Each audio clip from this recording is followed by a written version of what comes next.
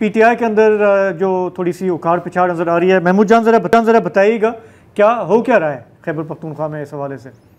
جی بات یہ ہے کہ میں تھوڑا سا اس پہ بات کرنا چاہوں گا. یہ جو تحریک انصاف میں گروپنگ نظر آ رہی ہے یہ آج کی بات نہیں ہے. تو 11-12 سال سے یہی چکر ہے. جب پریسٹک کی حکومت تھی آدھی پارٹی جو ہے وہ تو حکومت میں ہوا کرتی تھی، آدھے ناراض ہوا کرتے تھے، وہ ان کے خلاف کام کر رہے ہوتے تھے. پھر محمود خان کے دور میں بھی یہی ہوا، پھر اب بھی یہی ہے کہ جن لوگوں کو حکومت میں لے لیا جاتا ہے تو پھر جو سامنے والے ہوتے ہیں تو وہ ناراض ہو جاتے ہیں.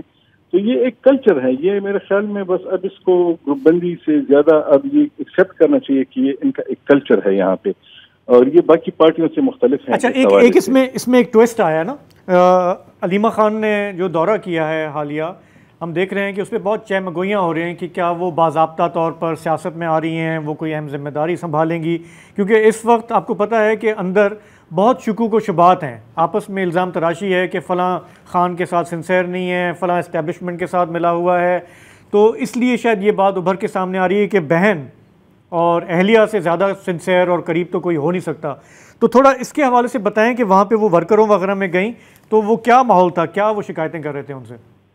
جی دیکھیں، شکایتیں تو وہی لوگ کر رہے تھے جو بھی آتا ہے تو اس سے وہ شکایتیں کرتے ہیں. تو عمران خان اگر خود بھی ہوتے تو ان سے بھی یہی شکایتیں ہوتی، یہ آئی ہیں ان سے بھی یہی ہیں. اگر کوئی اور بھی باہر سے آتا ہے تو وہ جو شکایتیں ہوتی وہ علیمہ خان سے بھی کی گئی. اور لیکن ایک بات ہے کہ ان کے اس دورے کو یہاں پشاور میں اتنا زیادہ سنجیدہ نہیں لیا گیا، نہ اس سے کوئی اتنا بڑا فرق پڑا ہے جس سے میں یہ کہوں کہ یہاں کی سیاست میں کوئی ہلچل پیدا ہوئی ہے. جن لوگوں کے پاس اختیار تھا، جن لوگوں کے پاس پارٹی تھی، جن کے پاس حکومت تھی، وہ اس کے مقابلے میں کچھ کمزور ہو گئے ہیں کیونکہ علیمہ خان آ گئی ہے. نہیں، علی امین گنڈاپور کے پاس پارٹی بھی تھی اور علی امین گنڈاپور کے پاس حکومت بھی تھی، وہ دونوں اب بھی اس کے پاس ہیں. اور جب وہ پرسوں اڈیالہ جیل میں بانی چیئرمین سے مل کے آئے تو وہ مزید با اختیار ہو کے آئے، اور کل شاید گئے تھے.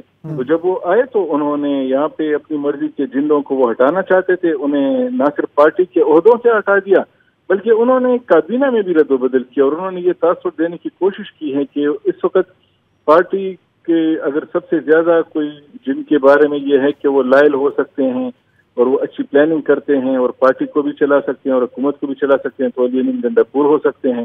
تو ایسے میں میرے خیال میں جن لوگوں نے علی امین گنڈاپور یا کسی اور کی شکایتیں لگائی ہوں گی علیمہ خان کو تو اس سے کوئی فرق نہیں پڑا. بھی ابھی بھی میرے خیال میں سارا کا سارا اختیار جو ہے وہ یہاں پہ ایک ہی شخص کے پاس ہے، اور باقی جو لوگ ہیں تو وہ الگ الگ ٹولیوں میں پھر رہے ہیں لیکن وہ ان کو پارٹی نہیں کہا جا سکتا. پارٹی اگر آپ یہاں کسی کو کہہ سکتے ہیں تو وہ علی امین گنڈاپور کو آپ کہہ سکتے ہیں.